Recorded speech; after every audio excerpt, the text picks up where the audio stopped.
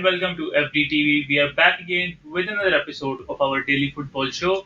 I'm your host Ali, joined with my fellow co-host Sivad. Sivad, how are you doing today? I'm doing great. Yet another video, yet another day. Let's get into it. And before we do, make sure to hit the thumbs up button, subscribe to the channel. Welcome back to another episode on how to improve, where we take a football club and pinpoint the problematic areas on the pitch and offer transfer suggestions. So today's club is Real Madrid. Let's talk about the attack of Real Madrid. Gareth Bale did not make his move permanent to Tottenham Hotspur. Eden Hazard is finally fit, but I don't think he is the player that he used to be. Benzema looks in good form, and I think he can still provide 20 goals per season for Real Madrid because he's still a brilliant player. Other than that, you got Rodrigo, Vinicius, which I don't think are Real Madrid level. I don't care what fans think. I don't see them taking the responsibility. And you got Lucas Vazquez. Do you think Mbappe is that answer? You're forgetting one player, Luka Jovic, who made a very, very big money move to Real Madrid and kind of flopped altogether. Now, as the news reports are suggesting, in the preseason, he's training alone. He's not a part of Real Madrid as of right now. And that makes me think that he is out of the plan and the picture in the future as well. So, alongside with Jovic, you've got Vinicius Jr., who cannot finish a ball to save his mother. That's what I have to say. He cannot finish a ball and score a goal to save his life. The guy is absolutely horrendous, awful. Name all the adjectives you want. Now you've got Eden Hazard. Now, for those who missed it, he kind of missed half of the Euros. People say that he's fit, but is he really? Right? So he's definitely not at the same level that he was at Chelsea, because he was an unstoppable force at Chelsea. Just a player who can easily glide past a lot of different players, a lot of different defenders, and score the goal. That was what Hazard was at Chelsea. Now, Hazard at Real Madrid, we haven't seen the same. It's almost like Kaká when he made the move. People were expecting such great display of football, but they missed that out. They weren't able to get that. And they did get glimpses of it here and there. The same thing with Hazard.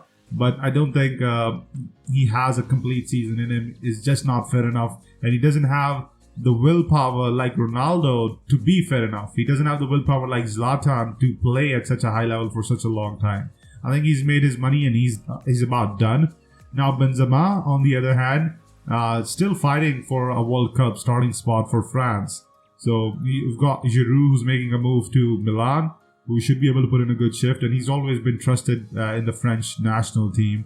So Benzema would be putting in a shift absolutely, so he can yet again make the French squad. Now that leaves us with Gareth Bale. Now a lot of people, me included, I think Gareth Bale is naturally talented to the extent that he can just jump in and really fit into any starting 11 if he really wants to. But the question is, does he really want to play it for Real Madrid? And I feel like the answer is no.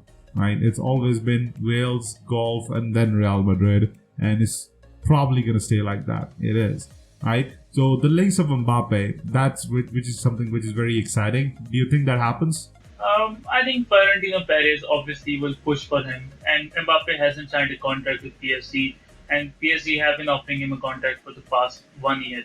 So that kind of factors into the Real Madrid situation and might favor in Florentino Perez's pursuit of the French superstar. But it's hard to see it happen in this transfer market. But again, Florentino Perez can make stuff happen. He has an authority and a voice in football.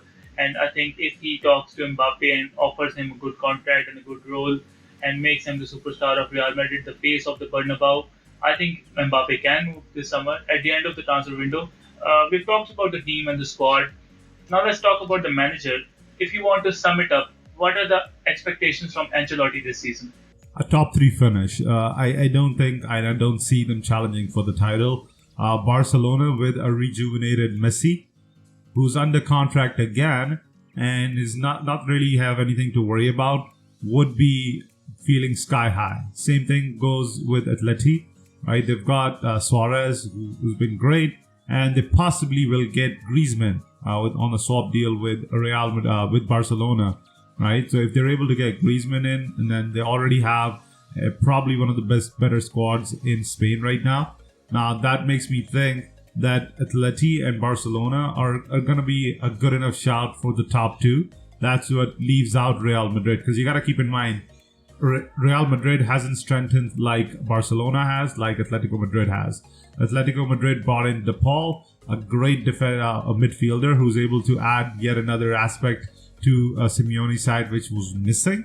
And Barcelona has added a ton of firepower up front, specifically Kun Aguero and also Memphis Depay, right? So much so that they've got to ship out Griezmann because of that, right? So I don't think Carlo Ancelotti has been brought in to win the La Liga. I think he's been brought in to stabilize the club and make it better so the next manager who might be the permanent fixture can take over a stable club, at a club that is going on an upwards trajectory rather than where Real Madrid is at right now. Thank you so much for watching another video of FDTV. It's been great to have you joining us. Again, make sure to leave a thumbs up, subscribe to the channel. Every single subscription helps. It motivates to put out more football content on a daily basis. Until then, see you next time. FDTV out.